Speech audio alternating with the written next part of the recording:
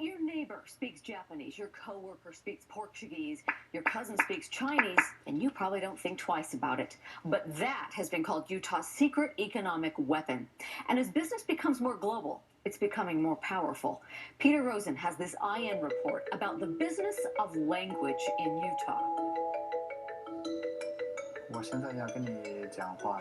Reed Quinn went on an LDS mission in Taiwan and learned to talk religion in Chinese. What am I going to do? I need to choose a career where I can keep this up, where I can use it. After college, he went back to Taiwan and China and talked business, working with factories there to develop products.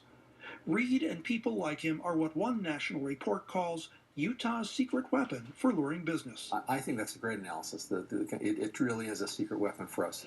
Because of the thousands of LDS missionaries sent abroad, Utah leads the nation in second languages spoken. A third of the workforce is bilingual. That's the added advantage that we have as Utah, is you can get a graduate engineer who is oh, by the way, is fluent in Spanish or in Portuguese. You just don't find that in other parts of the United States.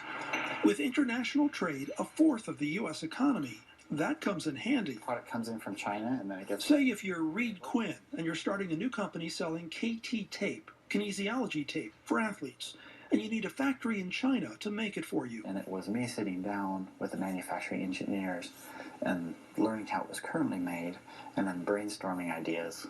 It might be handy if you're the NSA and you're building a top-secret data center. I think an operation like that would have to be aware of the linguistic talent that's here in our market. Or if you're in economic development. Parlez-vous français?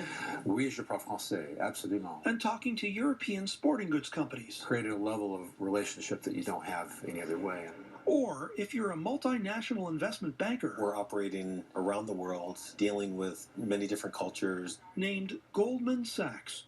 Half of that company's Salt Lake workers speak a second language. And the company takes advantage of that.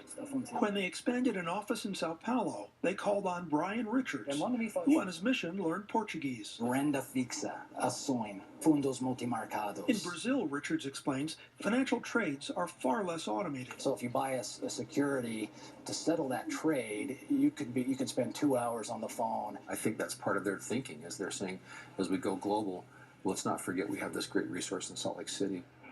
No one's put an actual price tag on Utah's linguistic talents, but Reed Quinn says for him, the value has been being able to really use the talent the Chinese have to design products.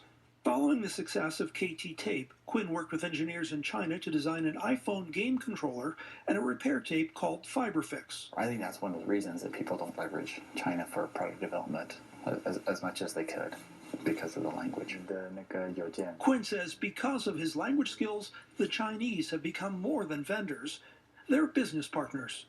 Peter Rosen, KSL 5 News.